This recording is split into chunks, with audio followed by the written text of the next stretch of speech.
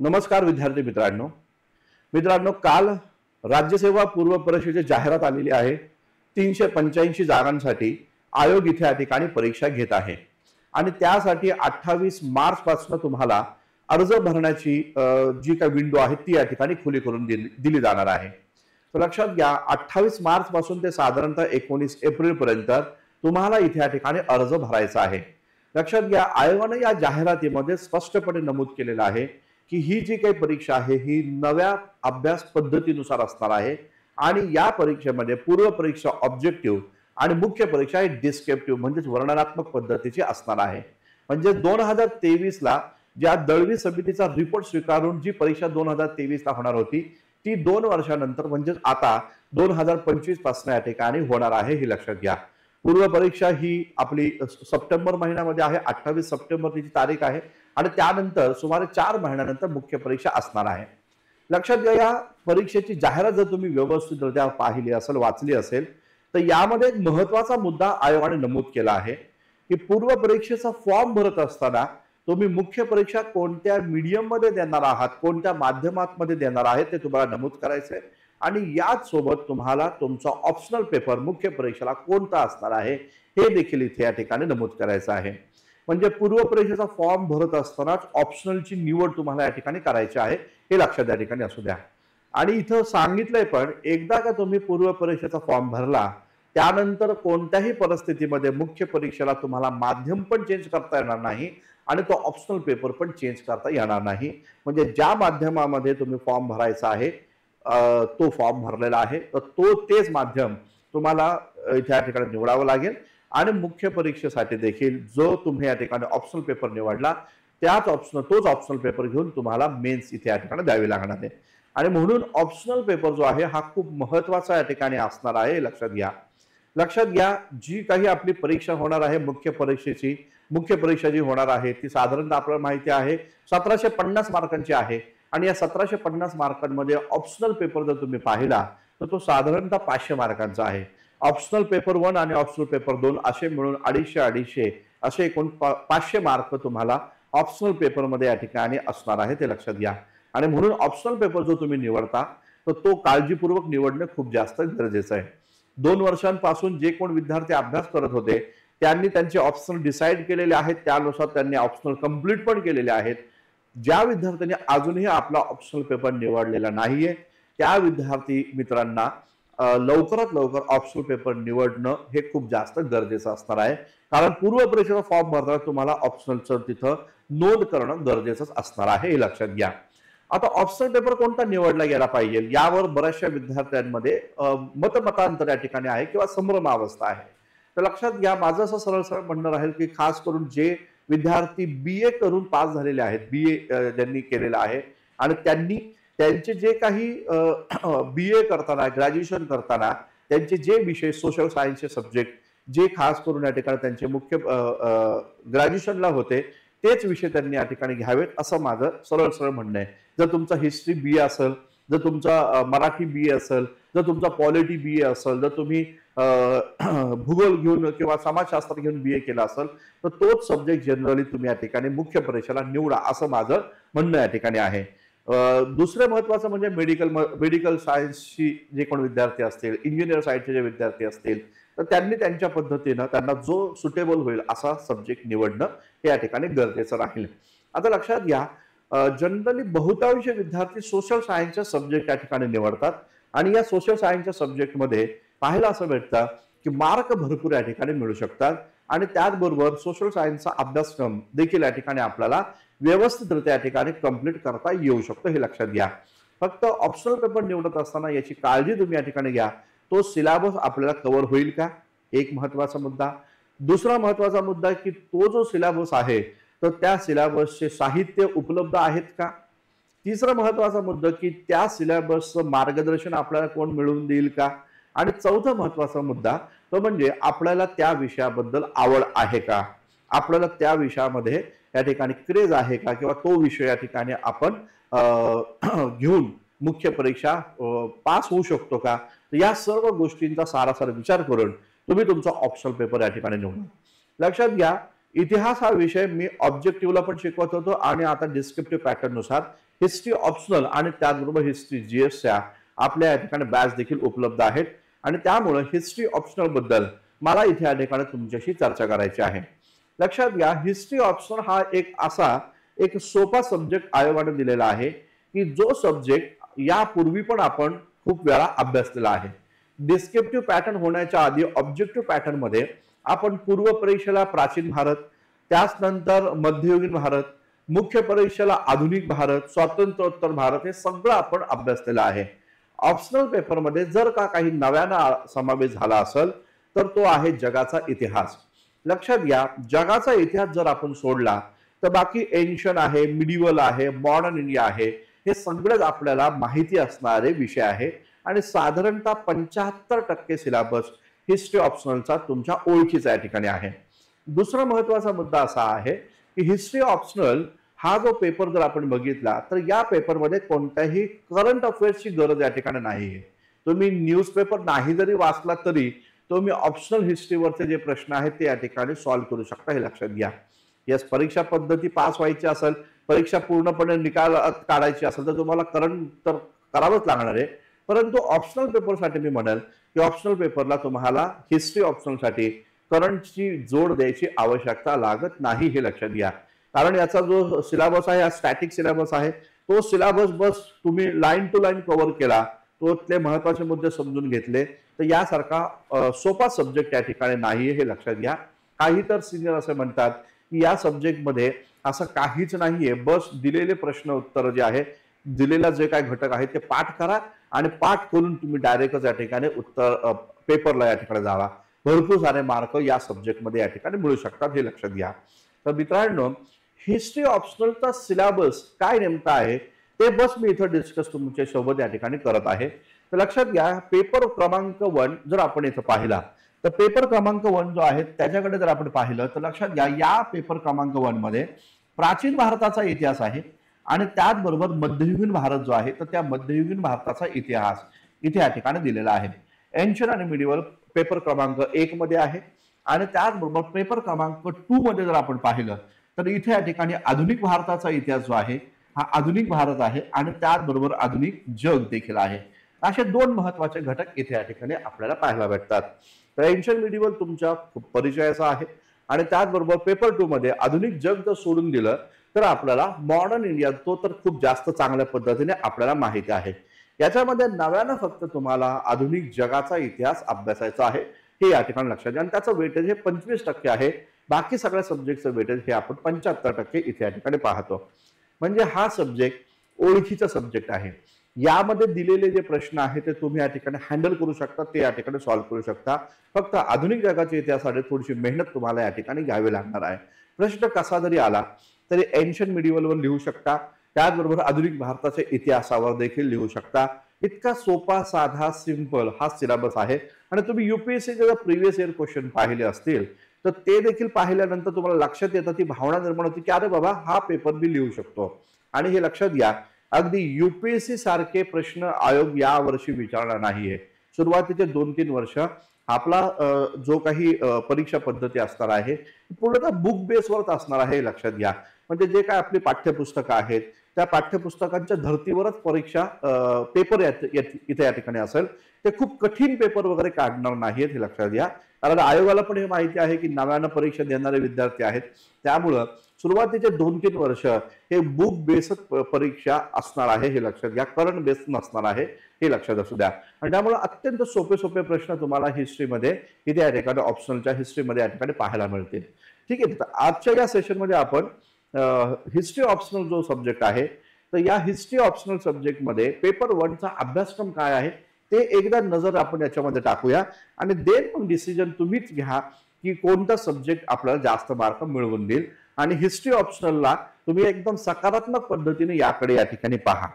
ठीक आहे, माझं म्हणणं राहील की ज्या ज्या महाराष्ट्रातल्या विद्यार्थ्यांनी इतिहास BA करून कंप्लीट केलेला आहे, BA हिस्ट्री त्यांनी कंप्लीट केली आहे, त्या प्रत्येकाने हिस्ट्री ऑप्शनल हा सब्जेक्ट ठेवा। कारण यामध्ये तुम्ही ऑलरेडी काम केलेलं आहे, तुम्हाला थोडंसं पुश करायची गरज आहे आणि तेवढं पुश जर तुम्ही झालं, तुम्ही सेल्फ स्टडी जरी हिस्ट्री ऑप्शनल घेऊन जर केली तरी लक्षात घ्या तुम्हाला मार्क भरपूर या ठिकाणी मिळू शकतात, हे लक्षात असू द्या। ठीक आहे ना. पुढे आता जाऊया आपण याचं सिलेबस जो आहे तो सिलेबस इथे या ठिकाणी डिस्कस करूया. लक्षात घ्या, हिस्ट्री ऑप्शनलचा जो पहिला घटक जर आपण इथे या ठिकाणी पाहिला तर लक्षात घ्या, पहिला घटक आहे तो म्हणजे सोर्सेस, साधनं. आता साधनांमध्ये इथं दोन भाग केलेले आहेत. एक म्हणजे पुराभिलेखीय साधनं, दुसरा आहे वाङ्मयीन साधनं, ज्याला लिटररी सोर्सेस म्हटलं जातं. पुराभिलेखीय साधनांमध्ये पुराभिलेखीय साधनाचा शोध कसा लागतो, त्याचं उत्खनन कसं केलं जातं, शिलालेख काय आहे, नाणेशास्त्र काय आहे, स्मारक काय आहे, त्याबद्दलची माहिती इथं आहे. दुसरं आहे वाङ्मयीन साधने. वाङ्मयीन साधनांमध्ये दोन भाग आहे. एक भारतीय सोर्सेस आणि दुसरा आहे फॉरेन सोर्सेस. भारतीय सोर्सेस मध्ये प्राथमिक आणि दुय्यम साधनं आहे. त्याचबरोबर काव्य आहे, वैज्ञानिक साहित्य आहे, त्याचबरोबर प्रादेशिक भाषेतील साहित्य आहे आणि याचबरोबर धार्मिक साहित्य इथे या ठिकाणी दिलेलं आहे. विदेशी साधनांमध्ये ग्रीक जे भारतामध्ये प्राचीन काळामध्ये आले त्यांचे साहित्य आहे, चीनी साहित्य आहे आणि त्याचबरोबर अरबी साहित्य. चीनी म्हणजे चीनच्या देशातले नाही, तर जे चीनी प्रवासी भारतामध्ये आले जसं फायन आहे, युहानसंग आहे, इत्सिंग आहे, तर त्यांच्या संदर्भात त्यांनी भारताबद्दल जे लिहिलं. इथं अरबी लेखकांमध्ये जर आपण पाहिलं तर अल मसुदी आहे, सुलेमान आहे, त्याचबरोबर मार्को पोलो या ठिकाणी आहे, पुढे इब्न बतुता आहे, अल बरुनी आहे. तर यांच्याबद्दलची माहिती तुम्हाला त्या ठिकाणी द्यायची आहे. तर हा सोर्सेसचा मुद्दा आहे, पहिला घटक. दुसरा जर आपण पाहिलं तर आहे इथं म्हटलं प्रागैतिहासिक काळ आणि इतिहासपूर्व काळ, प्री हिस्ट्री आणि त्याचबरोबर प्रोटो हिस्ट्री. त्याच्यामध्ये भौगोलिक घटक आहे, शिकार आणि समूह म्हणजे पुरा पाषाण युग किंवा पाषाण युग जो आहे तर त्या पाषाण युगाशी संबंधित हा सगळा घटक इथे या ठिकाणी पाहायला भेटतो. नव अश्मयुग, ताम्रयुग, त्याचबरोबर पुरा पाषाण, मध्य पाषाण, तर हा घटक इथे या ठिकाणी आहे. त्यानंतर बघा इंडस व्हॅली. इंडस व्हॅली तर आपण मागे खूप वेळा अभ्यासलेला आहे. इंडस व्हॅलीमध्ये काय दिलेलं आहे सिलेबसमध्ये, उगम आहे, तारीख आहे, त्याचा उगम कसा झाला, ही कोणत्या काळामध्ये ही संस्कृती होती, तिचा विस्तार कुठे कुठे झाला, तिची वैशिष्ट्य काय नेमकं आहे आणि त्याचबरोबर तिचा ऱ्हास कशा पद्धतीने झाला, सिंधू संस्कृतीचं महत्व, त्याचबरोबर सिंधू संस्कृतीमध्ये जे कला आणि स्थापत्य आहे ते आपल्याला इथे या ठिकाणी अभ्यासायचं आहे. त्यानंतर आहे बघा महापाषाण संस्कृती, मेगालिथिक कल्चर. मग मेगालिथिक कल्चर मध्ये काय, तर सिंधू संस्कृतीच्या बाहेरील शेती आणि ग्रामीण संस्कृती, सामाजिक जीवनाचा विकास, त्याचबरोबर वसाहती, शेतीचा विकास, हस्तकला, मातीची भांडी आणि त्याचबरोबर लोह उद्योग. तर हे महत्वाचे घटक हे आपल्याला सिलेबस मध्ये इथे या ठिकाणी दिलेले आहेत. पहा, त्यानंतर जर आपण पाहिलं तर आर्य संस्कृती आहे बघा, आर्य आणि त्याचबरोबर वैदिक कालखंड, आर्य आणि त्याचबरोबर वैदिक कालखंड. मग याच्यामध्ये काय दिलेलं आहे की आर्यांचा भारतातील विस्तार आहे, कुठे कुठे आर्यांचा विस्तार झाला, कुठे कुठे ते निवास करत होते. वैदिक कालखंड आहे बघा, वैदिक आणि उत्तर वैदिक कालखंड यापूर्वी पण आपण अभ्यासलेले आहेत. त्यामध्ये धार्मिक आणि तात्विक साहित्य, वैदिक काळापासून उत्तर वैदिक काळापर्यंत झालेला समाजात जो बदल आहे तो बदल आपल्याला इथं मांडायचा आहे. सामाजिक आणि राजकीय आणि आर्थिक जीवन आर्यांचं कसं होतं, वैदिक युगाचं महत्व काय होतं, राजेशाही, त्याचबरोबर वर्ण व्यवस्थेचा विकास, उत्क्रांती कशा पद्धतीने झाली, तो सिलेबस आपल्याला आहे. पुढे बघा महाजन पदांचा कालखंड. तर 16 महाजन पद तर आहे आपल्या बऱ्याचशा जुन्या विद्यार्थ्यांची 16 महाजन पद हे तर तोंडपाठ लक्षात घ्या. तर 16 महाजन पदांचा कालखंड, मग त्यामध्ये म्हणजे राज्यांची निर्मिती, प्रजातंत्र आणि त्याचबरोबर राजेशाही कशी अस्तित्वात आली, मध्यवर्ती शहरांचा उदय कशा पद्धतीने या ठिकाणी झाला, त्याचबरोबर कोणकोणते व्यापारी मार्ग होते, आर्थिक वृद्धी कशी आहे, नाणे चलन व्यवस्था कशी होती, याचबरोबर या काळातील जैन आणि त्याचबरोबर बौद्ध धर्माचा प्रचार प्रसार कशा पद्धतीने झाला, मगर आणि नंद घराण्यांचा उगम कशा पद्धतीने झाला, इराणी आक्रमण, मॅसेडोनियन आक्रमण म्हणजे सिकंदरचं आक्रमण आणि त्या सिकंदरच्या आक्रमणाचा भारतीय समाजावर काय परिणाम या ठिकाणी झाला. तर हा एक महत्वाचा सिलेबस इथं दिसून येतो. लक्षात घ्या, हे जे घटक आहेत ना हे पूर्वी पासून आपण अभ्यासात आलेलो आहोत, फक्त ते थोडेसे डीप मध्ये आपल्याला अभ्यासायचे आहेत. ठीक आहे ना. पुढे जर आपण पाहिलं तर बघा हिस्ट्री ऑप्शनल मध्ये जर आपण पाहिलं तर 7वा घटक आहे मौर्य साम्राज्य. मौर्य राज्याबद्दल आपल्याला माहिती आहे, अशोकाच्या संदर्भातील पूर्णपणे माहिती आपल्याकडे आहे. जसे की मौर्य साम्राज्याची स्थापना, चंद्रगुप्त आणि कौटिल्य, त्याचबरोबर त्या कौटिल्याचा अर्थशास्त्र, अशोक आणि अशोकाच्या धम्माची संकल्पना आहे, अशोकाचे आदेशपत्र, राज्य व्यवस्था, प्रशासन, अर्थशास्त्र, कला, स्थापत्य आणि वास्तुकला म्हणजे अशोकाच्या काळातील कला, स्थापत्य आणि वास्तुकला हा घटक आपल्याला आहे. बाह्य संपर्क कसा या ठिकाणी राहिला, धर्म आणि धर्माचा प्रचार प्रसार, साम्राज्याचं विघाटन आणि त्याचबरोबर अशोकाचं साम्राज्य समाप्त झाल्यानंतर शुंग आणि कण्व या प्रकारचे राज्य करते. हे मागील ऑब्जेक्टिव्हला आपण प्रिलियम्सला खास करून अभ्यासलेलं आहे. शुंग कण्व यांच्यावरचे प्रश्न पाहिलेले आहेत. मौर्य साम्राज्य जे आहे ते आपण अभ्यासलेलं आहे. ठीक आहे ना, हे लक्षात घ्या. त्याचबरोबर मौर्योत्तर कालखंड बघा. बघा मागे तुम्ही काय करत होता की मागे हिस्ट्री जो सब्जेक्ट आहे याला अत्यंत सोपा सब्जेक्ट म्हणत होता आणि खूप सोपा सब्जेक्ट आहे आणि मार्क पण तुम्हाला त्यामध्ये मिळत होते. लक्षात घ्या. मग जर इतका चांगला आणि इतका सोपा सब्जेक्ट जर तुम्हाला ऑप्शनलसाठी आयोगाने दिलेला आहे तर तो सब्जेक्ट घेऊन आपण का बरं परीक्षा पास करू नये, हा माझा तुम्हाला या ठिकाणी सवाल आहे. तर यासारखा सोपा सब्जेक्ट नाहीये. लक्षात घ्या. कसल्या प्रकारच्या संकल्पना नाहीये, कसल्या प्रकारचं करंट अफेअर्स नाहीये, कसल्या प्रकारचं मॅप रिडिंग तुम्हाला इथे या ठिकाणी करायचं नाही आणि नाही कसल्या प्रकारचे डायग्राम तुम्हाला इथे या ठिकाणी काढायचे आहेत. दिलेली माहिती, दिलेला प्रश्न समजून घ्यायचा आणि त्यानुसार पाठ केलेलं उत्तर तुम्हाला लिहून टाकायचंय. बस एवढाच कार्यक्रम तुमचा इथं असणार आहे. लक्षात घ्या. आणि भारतीय इतिहास हा जनरली आपण सारेच लोक अभ्यासतो. झाशी राणी माहित नाही असं कोण मुलगा नाहीये, अशोक माहित नाही, अकबर माहित नाही असं कोण नाही. लक्षात घ्या. आणि त्यामुळं तुम्हाला हा सब्जेक्ट खूप जास्त स्कोरिंग सब्जेक्ट असणार आहे. हा मार्क मिळवून देणारा सब्जेक्ट आहे. जे कोण विद्यार्थी मला फॉलो करत आलेले आहेत अनअकॅडमीपासून, तर त्या विद्यार्थ्यांनी देखील हिस्ट्री ऑप्शनलचा विचार जरूर या ठिकाणी करा. मी सोबत आहे तुमच्या. भरपूर मार्क तुम्हाला या ऑप्शनल सब्जेक्टमध्ये मिळवून देईल. आपली बॅच पण पूर्णतः रेडी आहे. लक्षात घ्या. बघा मौर्योत्तर कालखंड. मौर्योत्तर कालखंडामध्ये कोण पण आहे? इंडो ग्रीक, शक आणि त्याचबरोबर कुशाण या प्रकारचे आहे. आपण कुशाणांवर काम केलं, शकांवर केलं, इंडो ग्रीक यांच्यावर काम केलेलं आहे. त्याचबरोबर बाह्य जगाशी संपर्क कसा, मध्यवर्ती शहरांची वाढ आहे, अर्थव्यवस्था, चलन व्यवस्था, त्याचबरोबर या काळातील धर्माचा विकास कसा झाला, महायान संप्रदाय जो बौद्ध धर्माशी संबंधित आहे, सामाजिक स्थिती कशी होती त्या काळची, कला आणि स्थापत्य काय आहे आणि त्याचं साहित्य व विज्ञान हे कशा पद्धतीने उभं आलेलं आहे, असं आपल्या 8व्या मुद्द्यामध्ये या ठिकाणी दिलेलं आहे. तर एकूण 12 घटक आहे जे एन्शनवर आहे आणि त्याच्यानंतर 13 पासून ते 24 पर्यंत मिडिवल इंडियाशी संबंधित घटक आहे. हे लक्षात घ्या. पुढे बघा 9वा घटक आपण पाहतोय. पूर्व भारतातील प्रारंभिक राज्य समाज, दख्खन आणि दक्षिण भारत इथे या ठिकाणी म्हटलेलं आहे. मग याच्यामध्ये खारवेल आहे, सातवाहन शासक महाराष्ट्रातले, दक्षिण भारतातील संगम युगातील तमिळ साहित्य आहे, तमिळ राज्य आहे, त्यांची प्रशासन व्यवस्था, भूमी अनुदान काय होतं, नाणी आणि व्यापारी श्रेणी काय आहे, याचबरोबर मध्यवर्ती शहरे, बौद्ध केंद्र कशा पद्धतीने उदयास आले, संगम साहित्य आणि त्या काळातील संस्कृती काय होती, कला व स्थापत्य काय होतं, हा तुम्हाला इथे या ठिकाणी घटक आहे. कला आणि स्थापत्याला घाबरून जाऊ नका. लक्षात घ्या. कला जरी तुम्ही ऑप्शनल सब्जेक्ट नाही घेतला हिस्ट्री, तरी तुम्हाला जीएस ला तर आर्ट अँड कल्चर करावंच लागणार आहे. लक्षात घ्या. कला आणि स्थापत्य तुमचा आहेच सब्जेक्ट, त्यामुळं तो तर करायचाच आहे तुम्हाला. मग तो जर तुम्हाला करायचा आहे तर मग ऑप्शनल हिस्ट्री का नको हा लक्षात घ्या, कारण बाकीचं काय राहतच नाही मग हिस्ट्रीमध्ये.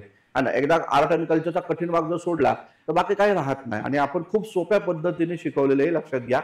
पुढे बघा गुप्त, 10वा घटक बघा. गुप्त आहे, वाकाटक आहे आणि वर्धन आहे. लक्षात घ्या.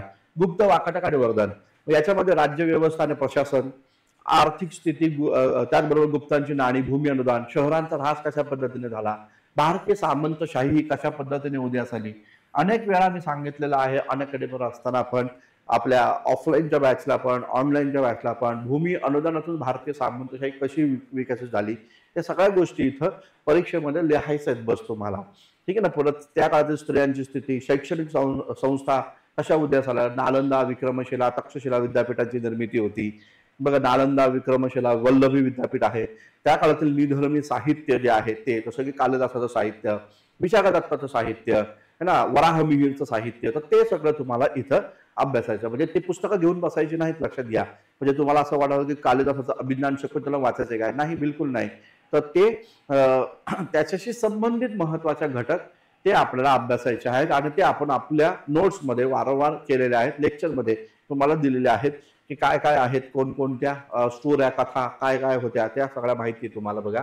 त्याचनंतर गुप्त काळातील प्रादेशिक राज्य बघा.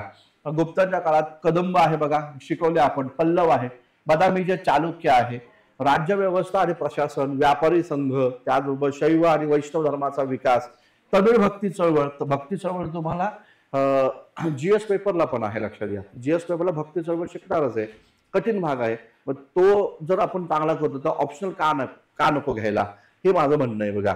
पुढे बघा मंदिर आणि मंदिर वास्तुकला. मग त्याच्यामध्ये द्रविड शैली आहे, नागर शैली आहे, वैसव शैली आहे, या प्रकारे.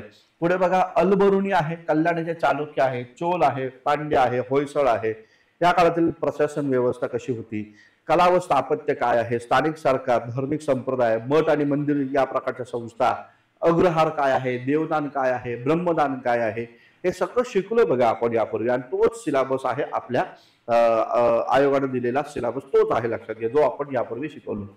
आता 12वा घटक म्हणजे हा शेवटचा, प्रारंभिक भारतीय सांस्कृतिक इतिहासाची व्याख्या.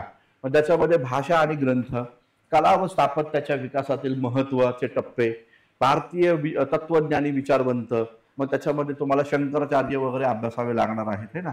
तर ते जे काही आहेत थोडे बहुत आहेत, जास्त नाहीये, तर ते आपल्याला इथं पाहायचे. अभ्यास केंद्र, विज्ञान आणि त्याचबरोबर गणिताच्या संकल्पना. 12 मुद्द्यांमध्ये एन्शियंट इंडिया संपून जातो लक्षात घ्या.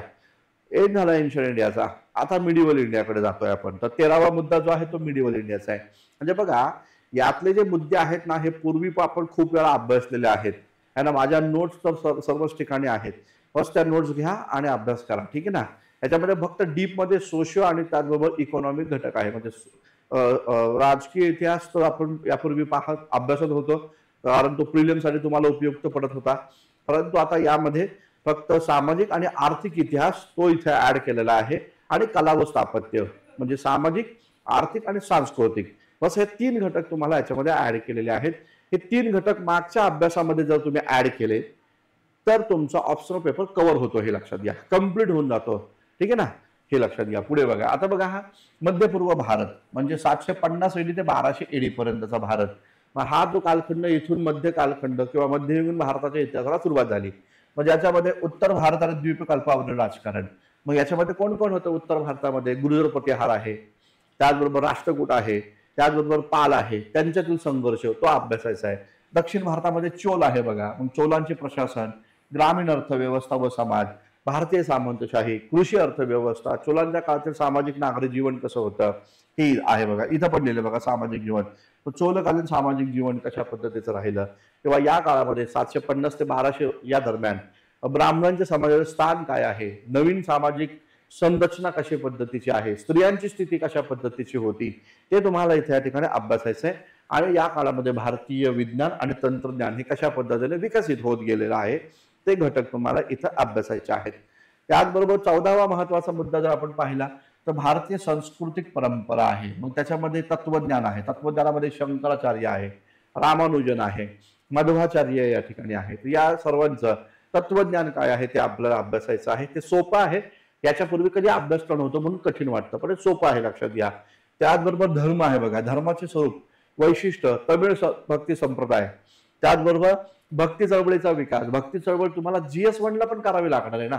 GS1 ला आहेच भक्ती चळवळ, लक्षात घ्या.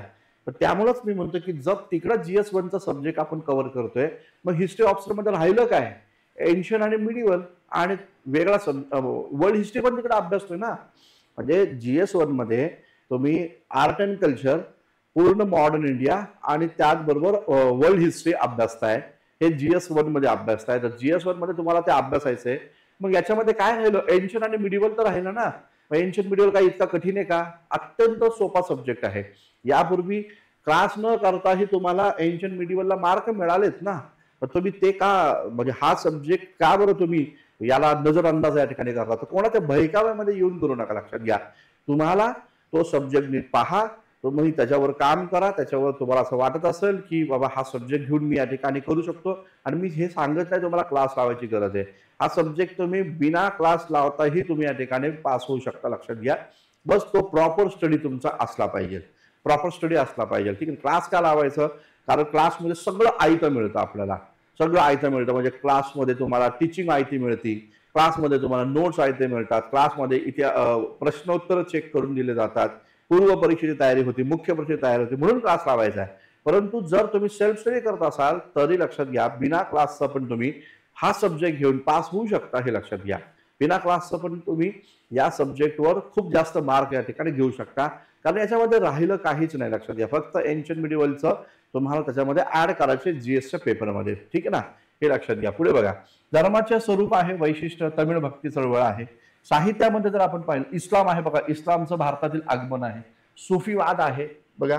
साहित्यामध्ये संस्कृत भाषेतील साहित्य, तमिळ साहित्याचा विकास, नव्या विकसित भाषांचे साहित्य, कल्याणचं राजतरंगणी आहे, अलबरुणीचं आहे बघा, अल-बरुनीच्या काळातील भारत, त्याचं तर्किक हिंद, तो एक ग्रंथ या ठिकाणी आहे. कला व स्थापत्य, मग याच्यामध्ये परत मंदिर वास्तुकला, शिल्पकला, चित्रकला ती आपल्याला अभ्यासायची आहे. ती नव्यानं अभ्यासायची आहे, जे जीएस मध्ये पण आपल्याला अभ्यासावी लागणारच आहे. पुढे जर आपण पाहिलं 13वं शतक बघा. 13वं शतक दिल्ली सल्तनतची स्थापना, मोहम्मद घौरीचं आक्रमण, घौरीच्या विजयामागील घटक, हे पूर्वी केले ना आपण, एक केलेलं आहे, लक्षात घ्या. म्हणजे प्रिलियमला सामोरं जात असं नाही केलंय, आणि प्रत्येक 2025च्या प्रिलियमला पण हे करावंच लागणार आहे. हे करावं लागणार, यापासून सुट्टी नाही, लक्षात घ्या. आर्थिक आणि सामाजिक व सांस्कृतिक परिणाम आहे. दिल्ली सल्तनतची स्थापना आहे बघा. मग दिल्ली सल्तनतचे प्रारंभिक सुलतान ऐबक वगैरे आपण केलेले आहेत बघा. दिल्ली सल्तनतचं सुदृढीकरण, कन्सोलिडेशन, मग त्याच्यामध्ये अल्तमश आहे, बलबन आहे, है ना. अल्तमश पाहिलं, बलबन पाहिलं, रजिया पाहिली, ऐबक पाहिलं, सगळंच केलेलं आहे आपण यामध्ये, ठीक आहे ना. पुढे बघा, फक्त आता त्या प्रश्नोत्तराच्या फॉर्मॅटमध्ये तुम्हाला बसवायचं आहे, ठीक आहे ना. पुढे बघा 14वं शतक. 14वं शतक काय, तर लगेच खिलजीचं क्रांती आहे. अल्लाउद्दीन खिलजी, त्याचा विजय अभियान कितीतरी वेळा शिकवलेले आपण, अल्लाउद्दीन खिलजीचं विजय अभियान, त्याचा प्रादेशिक विस्तार, त्याचबरोबर कृषी आणि आर्थिक नीती, हे पण आपण घटक या ठिकाणी अभ्यासलेले आहेत, है ना. त्याचं बाजार नियंत्रण धोरण कसं होतं ते आपण खूप वेळा काम केलं त्याच्यावर.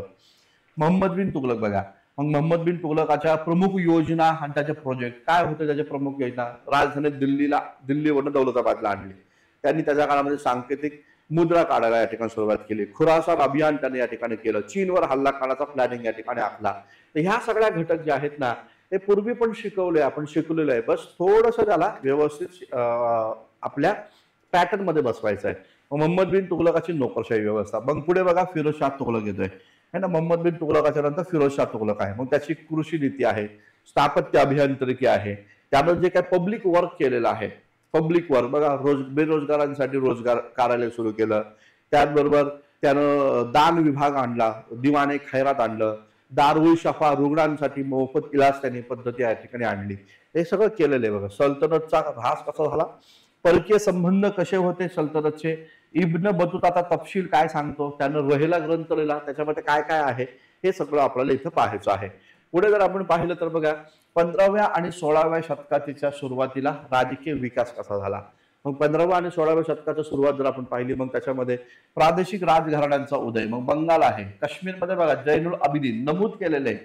पण मी जर माझ्या जुन्या नोट्स जर कोणाकडे असतील ऑब्जेक्टिव्हच्या, जैनुल अबिदीन आहे बघा त्याच्यामध्ये, है ना. तर ते तुम्हाला लिहायचं फक्त, ठीक आहे ना. ऑब्जेक्टिव्हच्या नोट्स तुम्ही जुन्या जर कोणी तुम्हाला खूप वेळा मी ते आपल्या टेलिग्रामवर पण पाठवलेल्या आहेत, तर त्याच्यामध्ये काही नाही, जैनुल अबिदीन लिहायचं बस, आहे की नाही. शिकवलंय बघा मी. गुजरात आहे, माळवा आहे. गुजरातमध्ये बघा महमूद बेगड आहे, महमूद बेगडवर कितीतरी वेळा चर्चा केलेली. माळवा आहे, विजयनगर आहे, बहमणी साम्राज्य आहे, ठीक आहे ना. त्यानंतर लोधी घराणं आहे या पद्धतीचं. मुघल साम्राज्याचा पहिला टप्पा, मग बाबर हुमायून यांचा पहिला टप्पा. त्यानंतर शेरशाह सुरी, शेरशाह सूर साम्राज्य शिकवले की नाही भाऊ, शेरशाह सूर आपण शिकवलेलं बघा. व्यवस्थित सगळं घटक आपण कव्हर केलेत आणि प्रिलियम्सला केलेले आहेत. ऑब्जेक्टिव्ह जेव्हा आपण घेत होतो ना, ऑब्जेक्टिव्हची परीक्षा जेव्हा होती ना, तेव्हा हे मी विद्यार्थ्यांना डिटेलमध्ये शिकवलेले आहे. त्यामुळं हाच सिलेबस आहे, वेगळा काही नाहीये. आणि तुम्ही त्या जुन्या नोट्स बघा आणि त्या परीक्षा तुम्ही त्या जुन्या नोट्स घ्या आणि कार्यक्रम तुमचा करून घ्या, ठीक आहे ना. तर हिस्ट्री ऑप्शनल मी म्हणत नाही की तुम्ही हाच घ्या, परंतु जर कोणता घ्यावं हे सुचत नसेल तर हा घ्या असं मी म्हणतोय, ठीक आहे ना. जर कोणता घ्यावा हे सुचत नसेल तर हा सब्जेक्ट घ्या. प्रिलियम पास करा, मेन्सला तुम्ही भरपूर मार्क याच्यामध्ये मिळून जातील, हे लक्षात घ्या. कमी अभ्यास, कमी एफर्ट तुम्हाला यामध्ये लावावे लागतील, ठीक आहे. पुढे बघा पोर्तुगीजच्या वसाहती. मग पोर्तुगीज कसे भारतामध्ये आले ते आपल्याला माहिती आहे, वास्को द गामा वगैरे वगैरे, हे ना. भक्ती चळवळ आणि सुफी चळवळ, सुफी संतांची चळवळ. भक्ती चळवळ तुम्हाला GS1 ला पण आहे ना, भक्ती चळवळ GS1 ला अभ्यासायचाच आहे, इथं पण अभ्यासायचं आहे. पुढे बघा 15व्या आणि 16व्या शतकाच्या सुरुवातीचा समाज, त्याच्यामध्ये मग प्रादेशिक सांस्कृतिक वैशिष्ट्य, वाङ्मयीन परंपरा, लिटररी ट्रॅडिशनल जे आहे, प्रादेशिक वास्तुशास्त्र जे आहे, म्हणजे हे मुघलांच्या काळामधलं जे स्थापत्य कला आहे ती आपल्याला पाहायला भेटतं, वास्तुकला. विजयनगर साम्राज्याचा समाज, संस्कृती, साहित्य आणि त्याचबरोबर कला हे घटक आहे. मग येतं 20वं अकबर, अकबराचं राज्य. मग अकबराचं काय, अकबरानं साम्राज्याचं दृढीकरण कशा पद्धतीने केलं, आहे ना, कशा पद्धतीने त्यानं आपलं दृढीकरण केलं. त्याचबरोबर जागीर सिस्टीम काय, मनसब काय. जेव्हा लक्षात घ्या ऑब्जेक्टिव्ह होतं ना, ऑब्जेक्टिव्ह प्रिलियम साठी तुम्हाला हिस्ट्री अभ्यासायचा होता. जे जुने विद्यार्थी त्यांनी लक्ष द्या, ज्यांना प्रिलियमसाठी एन्शियंट मिडिवल शिकायचं त्याच वेळेस मी जागीर काय मनसबदारी सिस्टीम काय ते शिकवलेले, त्यामुळे हे काय कठीण नाहीये काम. रजपूत धोरण, जुन्या नोट्स उघडा माझ्या, त्याच्यामध्ये रजपूत धोरण नाहीये का विचारा बरं.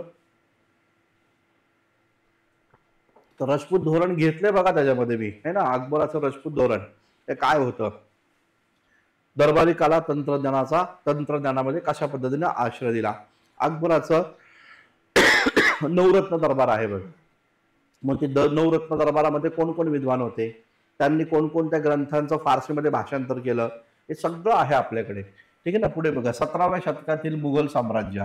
मग जहांगीर, शहाजहान, औरंगजेब, मुख्य प्रशासकीय धोरण काय होतं, साम्राज्य आणि जमीनदारी सिस्टीम काय होती, जहांगीर, शहाजहान व औरंगजेबाचं धार्मिक धोरण कशा पद्धतीचं होतं, मुघल साम्राज्याचं स्वरूप काय नेमकं आहे, 17व्या शतकाच्या उत्तरार्धात मुघलांवर काय संकट आले आणि कोणते विद्रोह झाले, त्याचबरोबर अहोम राज्याचं राज्य आहे. अहोम म्हणजे आपलं आजचं इकडचं आसाम प्रांत, तिथं काय नेमकं झालं.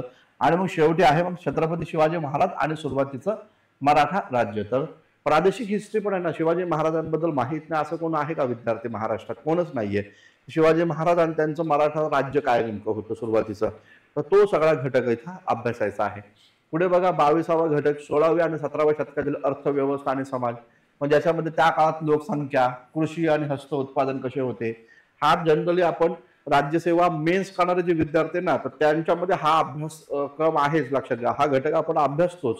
म्हणजे भारतीय अर्थव्यवस्था हा जो घटक आहे, म्हणजे ब्रिटिशकालीन भारतीय अर्थव्यवस्था हा जो घटक आहे 1.4 मध्ये मला वाटतं जुन्या अभ्यासक्रमामध्ये, तो सगळं अभ्यासलं नाही. लोकसंख्या, कृषी आणि हस्तकला उत्पादन, त्याचबरोबर विविध शहरं, डच, इंग्लिश, फ्रेंच कंपन्यांचं युरोपासोबतचे व्यापार, म्हणजे या कंपन्यांद्वारे युरोपसोबत भारताचा व्यापार, मग एक व्यापार क्रांती, मग भारतीय व्यापारी वर्ग आहे ना, भारतीय व्यापारी वर्ग जे आहेत त्यांचा उगम कशा पद्धतीने झाला, मॉडर्न मध्ये शिकलोय आपण बघा. हे बँकिंग सिस्टीम, विमा, क्रेडिट प्रणाली सिस्टीम काय होती, शेतकऱ्यांची स्थिती, महिलांची स्थिती, शीख संप्रदायाचा विकास, शीख संप्रदाय सगळं शिकलोय आपण बघा. शीख संप्रदायाचा विकास झाला, खालसा पंथ कशा पद्धतीने उद्यास या ठिकाणी घेतो, तर हे सगळं आपल्याला ऑलरेडी अभ्यासलेलं आहे, हे लक्षात घ्या. ठीक आहे ना. पुढे बघा 23वा घटक आहे पर्शियन इतिहास आणि त्याचबरोबर इतर साहित्य, म्हणजे मुघल साम्राज्य काळातील संस्कृती. मग त्याच्यामध्ये पर्शियन इतिहास आणि त्याचबरोबर इतर साहित्य, म्हणजे पर्शियन भाषेतील साहित्य, त्यांनी भारताबद्दल काय काय लिखाण केलं ते तुम्हाला लिहायचं आहे. म्हणजे अगदी पर्शियाचा इतिहास अभ्यासायचा असं नाहीये. काही लोक तुम्हाला चुकीच्या पद्धतीने गाईड करत असतील, तसं नाहीये. तर पर्शियन लोकांनी भारताबाबत जे लिखाण केलं ते अभ्यास आपल्याला करायचा आहे. ठीक आहे ना. पुढे बघा हिंदी आणि त्याचबरोबर धार्मिक साहित्य, मुघल स्थापत्य आहे आणि त्याचं चित्रकला आहे, मुघल स्थापत्य आणि त्याची चित्रकला, प्रादेशिक स्थापत्य आणि त्याचं चित्रकला, शास्त्रीय संगीत आहे, विज्ञान आणि तंत्रज्ञान आहे. हे 23वा घटक हा आपल्याला पाहायला भेटतो. 24 हा शेवटचा घटक आहे आपल्या सिलेबस मधला. 18वं शतक आहे. 18वं शतक काय, मुघल साम्राज्याच्या ऱ्हासाचे घटक. का बरं मुघल साम्राज्यावरचा ऱ्हास झाला, त्याचबरोबर प्रादेशिक संस्थानं, दख्खनचे निजाम, त्याचबरोबर बंगाल आहे, अवध आहे, हे शिकलं बघा. म्हणजे प्लासीच्या युद्धाच्या आधी हे प्रादेशिक सत्ता ज्या उदयास आल्या त्याच्याबद्दल आपण अभ्यास केलेला आहे या आधी ऑलरेडी. पेशव्यांच्या अधिपत्याखालील मराठ्यांचे वर्चस्व, आपण बघा जेव्हा इंग्रज मराठा वॉर शिकतो तेव्हा पेशवेकालीन साम्राज्य कशा पद्धतीने होतं ते आपण पाहिलं बघा. बाजीरावांच्या काळामध्ये पहिला बाजीराव, दुसरा बाजीराव, नानासाहेब पेशवे, हे सगळं केलेलं आहे आपण. मराठ्यांची वित्तीय आणि आर्थिक प्रणाली हे नव्यानं आपल्याला पाहायचंय, परंतु सोपं आहे महाराष्ट्राच्या इतिहासाशी संबंधित. अफगाण सत्तेचा उदय, पानिपतची लढाई आपल्याला पाहायची आहे. 3 लढाई झाल्या, त्यातली ही शेवटची लढाई 1761 सालची आहे ना, तिचं महत्व वगैरे अभ्यासायचं. आणि मग शेवटी ब्रिटिशांच्या विजयाच्या पूर्वसंध्येला राजकीय, सांस्कृतिक आणि आर्थिक राज्य, म्हणजे ब्रिटिशांचा विजय हा कधीचा आहे तर 1757 प्लासी युद्ध आहे ना, 1757चं प्लासी युद्ध. तर त्या विजयाच्या पूर्वसंध्येला राजकीय, सांस्कृतिक व आर्थिक राज्य कसं होतं भारताचं ते आपल्याला अभ्यासायचं. तर हा होता पेपर 1 फक्त आहे ना, हा आहे पेपर 1. याच्यामध्ये काही नाही, एन्शियंट मिडिवल आहे बस. आणि याच्यात आर्ट आणि कल्चर जे तुम्हाला GS1 ला पण अभ्यासायचं आहे. तर GS1चा सिलेबस जर तुम्ही नजरेसमोर केला त्याच्यामध्ये दिले आहे भारतीय संस्कृती, कला, स्थापत्य आणि विविध रूपाच्या ठळक बाबी. दुसरा आहे भक्ती चळवळ. तिसरा आहे आधुनिक भारताचा इतिहास. चौथा आहे स्वातंत्र्य लढा.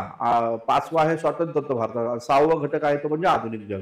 म्हणजे हे तर तुम्हाला अभ्यास. याच्यामध्ये फक्त तुम्ही एन्शियंट मिडिवल ऍड केलं की तुमचा ऑप्शनल पेपर तयार झाला. जीएस पेपर 1 मध्ये एन्शियंट मिडिवल ऍड केलं की तुमचा ऑप्शनल पेपर तयार होतो. आणि एन्शियंट मिडिवल इतकं सोपं काहीच नाहीये. एन्शियंट मिडिवल इतकं सोपं काहीच नाहीये. आपण खूप वेळा ते अभ्यासलेलं आहे, लक्षात घ्या. तर मित्रांनो, जे कोण विद्यार्थी ज्यांचा अजूनही ऑप्शनल पेपर डिसाईड झालेला नाहीये त्या विद्यार्थ्यांना माझं सांगणं आहे, या सब्जेक्टकडे सकारात्मक पद्धतीने पहा. खास करून मला जे विद्यार्थी इतक्या वर्ष फॉलो करत आलेले आहेत ऑफलाईनच्या बॅचला, त्याचबरोबर अनअकॅडमीवर किंवा युट्यूब सेशनच्या माध्यमातून किंवा माझं ऍप्लिकेशन जेव्हा बनलं त्या ऍप्लिकेशनमध्ये जे कोण विद्यार्थी मला फॉलो करतायत त्यांना मी सजेस्ट करेल, जर तुमचा कोणता सब्जेक्ट डिसाईड झाला नसेल, जर डिसाईड झाला असेल तर वेल अँड गुड, तोच तुम्ही कंटिन्यू करा, त्यातच तुम्ही पोस्ट मिळवा कंटिन्यू. ठीक आहे, 3-1 वर्ष त्याच्यातच तुम्ही या ठिकाणी करा. परंतु जर का डिसिजन झालं नाही कोणता ऑप्शनल पेपर घ्यायचा, तर त्यांनी हिस्ट्री सारखा सब्जेक्ट घ्यायला जरूर या ठिकाणी विचार करा. सकारात्मकरित्या विचार या ठिकाणी करा. हा सब्जेक्ट सोपा आहे. करंट अफेअर्सची गरज नाहीये, करंट बेस्ड सब्जेक्ट नाहीये. स्टॅटिक पोर्शन तो बस कंप्लीट करायचा आहे. प्रत्येक नोट्स तुम्हाला उपलब्ध करून दिलेले आहेत मी ऍप्लिकेशन मध्ये. त्याचबरोबर तुम्हाला या सिलेबसचं दुसरं वैशिष्ट्य, मॅपिंगची गरज नाहीये. कोणत्या डायग्राम तुम्हाला या ठिकाणी काढायच्या नाही, कोणत्या संकल्पना समजून घ्यायच्या नाहीये. दिलेला स्टॅटिक पोर्शन वाचायचा आहे, त्याच्या नोट्स वाचायच्या आहेत. पाठ करायचा असेल तर पाठ करा, समजून घ्यायचं असेल तर समजून घ्या. युपीएससीचे प्रिव्हियस इयर क्वेश्चन लिहून घ्या. या सगळ्या गोष्टी करा आणि बिलकुल तुम्ही पेपरला या ठिकाणी जावा. तुम्हाला 300च्या खाली मार्क मिळणार नाही. 300+ मार्क या ठिकाणी भेटतील, हे लक्षात घ्या. फक्त मेहनत करावी लागणार आहे. कारण कोणताही सब्जेक्ट जर तुम्ही घेतला म्हटलं तर अभ्यास तुम्हालाच करायचा आहे ना. आम्ही तर मार्गदाते आहोत. तुम्हाला काय मोक्ष मिळवायचा, तुम्ही मोक्षदाते आहात, तुम्हाला यश मिळवायचंय. यश मिळवणाऱ्याला जास्त मेहनत करावी लागते, लक्षात घ्या. कोणताही सब्जेक्ट घेतला तर मेहनत तुम्हाला आहेच आहे. यस, ठीक आहे ना. या सब्जेक्टकडे सकारात्मक पहा. लक्षात घ्या, ज्या विद्यार्थ्यांना असं वाटतं माझ्या सोबत अभ्यास करायचा आहे, तर त्या विद्यार्थ्यांनी हिस्ट्री ऑप्शनलसाठी आपली एक बॅच आहे, हिस्ट्री बाय संतोष चव्हाण या ऍप्लिकेशनमध्ये. तर ही बॅच तुम्ही या ठिकाणी जॉईन करू शकता. या बॅचमध्ये तुम्हाला सगळ्या प्रकारचे कंटेंट इथे या ठिकाणी पाहायला मिळतं. पूर्ण सिलेबसच्या नुसार एक पॉईंट तुम्हाला इथे या ठिकाणी दिलेला आहे. बॅच ऑनगोईंग आहे, अजून पण चालू आहे बॅच, ठीक आहे ना. याच्यामध्ये मॉडर्न इंडिया कम्प्लीट आहे, स्वतंत्रोत्तर भारत कम्प्लीट आहे, एन्शियंट इंडिया कम्प्लीट आहे, मिडिवल इंडिया अध्यात्म म्हणजे तो पण जवळपास 90% झालेला आहे. थोडेसे घटक त्याच्यामध्ये रेकॉर्ड करायचे राहिले, ते होईलच या मंथ एंड पर्यंत होईलच, मार्च एंडिंग पर्यंत होईल. त्यानंतर मग एप्रिल पासून आपण वर्ल्ड हिस्ट्रीचे सगळे लेक्चर स्टार्ट करतो. तर ही बॅच जनरली जर आपण पाहिलं तर पूर्ण बॅच ही एप्रिल एंडिंगला या ठिकाणी संपून जाईल वर्ल्ड हिस्ट्री सहित. त्यामुळं अशी अत्यंत महत्वाची व त्याचबरोबर कम्प्लीट असणारी बॅच आहे. ही छान पद्धतीची सगळ्या गोष्टी व्यवस्थित समजून सांगितलेल्या, सोप्या भाषेत समजून सांगितल्या. हँड रिटन नोट्स आहे, त्याच्यामध्ये पीडीएफ नोट्स तुम्हाला आहे. बॅच ही 18 महिन्यांची व्हॅलिडिटी आहे. बॅच जॉईन केल्यानंतर तुम्हाला 18 महिने याच्यामध्ये ऍक्सेस या ठिकाणी मिळणार आहे. त्याच्यामध्ये तुमची प्री पण होती, मेन्स पण होती. ही बॅच जॉईन केल्यानंतर प्रिलियम पण तुम्हाला सोपे जाणार आहे. एवढं सगळं या बॅचमध्ये आहे. लक्षात घ्या, ही बॅच तुम्ही या ठिकाणी जॉईन करा. आणि शिवाय मी याच्यामध्ये तुम्हाला EMI सिस्टीम देखील ठेवलेली आहे. तर बऱ्याचशा विद्यार्थ्यांना वाटतं सर एवढी मोठी बॅच आहे आणि मग एवढी मोठी फी एकदम कशी भरायची. तर एकदम नका भरू, मी कुठे म्हणतो एकदम भरा, टप्प्याटप्प्यानं भरा. 5 हप्ते तुम्हाला सांगितलेले आहेत. 5 EMI मध्ये आहे ना, 5,000 रुपयाचे एक EMI आहे. तर ते तुम्हाला टप्प्याटप्प्यानं दर महिन्याला 5,000 रुपयाचे एक इन्स्टॉलमेंट या ठिकाणी पे करून तुम्हाला ते करायचे. इकडे जर ज्यांचा ऑलरेडी कुठला सब्जेक्ट डिसाईड झालेला आहे, ज्यांनी हिस्ट्री सब्जेक्ट ऑप्शनला घेतला नाही, त्यांच्यासाठी GSची बॅच आहे बघा, इतिहास जे सगळे घटक आपण घेतलेले आहेत. हे कंबाईन सारखा कार्यक्रम नाही, लक्षात घ्या. कंबाईनच्या वेगळ्या बॅच आहेत, आपल्या कंबाईनच्या बॅच वेगळ्या आहेत. तर लक्षात घ्या, इथं राज्यसेवा मुख्य परीक्षा 2025 खास स्पेशल बॅच आहे आणि राज्यसेवा पूर्व परीक्षेची वेगळी बॅच आहे. राज्यसेवा पूर्व परीक्षा पण खतरनाक असणारे, लक्षात घ्या.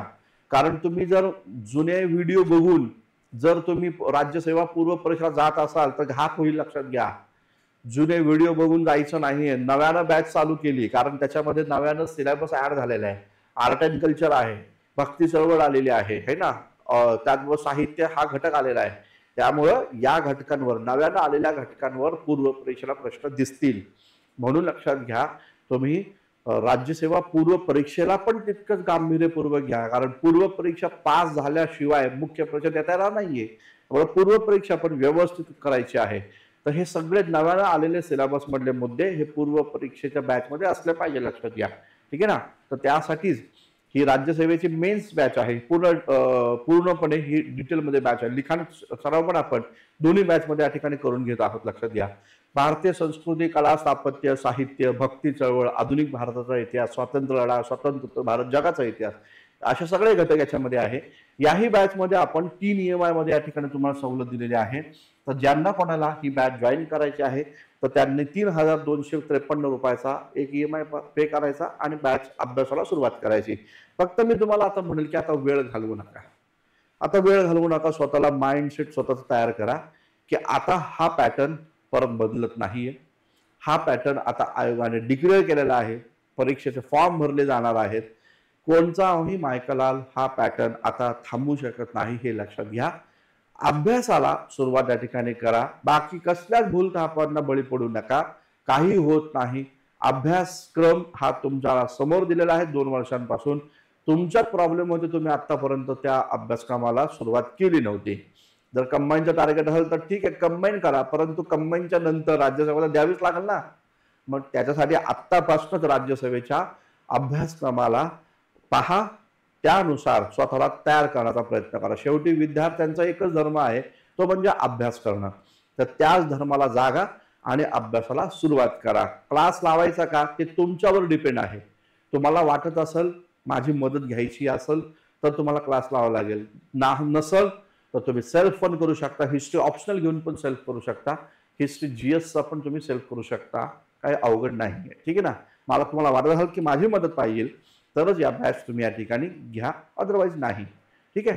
तर थांबूया मित्रांनो. हे लेक्चर कसं वाटलं त्याबद्दल जरूर मला या ठिकाणी तुमचे कमेंट्स या ठिकाणी द्या. लाईक करा, मित्रांना पण या ठिकाणी शेअर करा. आणि तुमचे कोण मित्र जर ऑप्शनल हिस्ट्री निवडत असेल तर त्यांना आपल्याबद्दल जरूर या ठिकाणी सांगा. त्यांना माझी गरज असेल तर त्यांना हिस्ट्री बाय संतोष चव्हाण हे ऍप्लिकेशन डाउनलोड करायला सांगा.